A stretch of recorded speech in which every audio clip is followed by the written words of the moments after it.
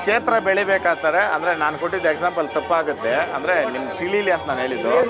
ಇವತ್ತು ಕ್ಷೇತ್ರ ದೊಡ್ಡದಾಗಬೇಕು ಅಂತಂದರೆ ಇವತ್ತು ಇಲ್ಲಿ 24/7 ವರ್ಷದ 365 ದಿನ ಕೂಡ ಅನ್ನ ದಾನ ನಡೀತಾ ಐತೆ.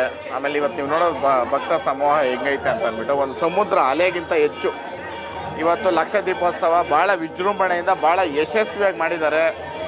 ಅದಕ್ಕಂದರೆ ತುಂಬ ಅಂದರೆ ತುಂಬ ನಮ್ಮ ಗುರುಗಳ ಏನಂತೀರ ಅವರ ಪ್ರಯತ್ನ ಮತ್ತು ಅವರ ಶ್ರಮ ತುಂಬ ಅಂದರೆ ತುಂಬ ಐತೆ.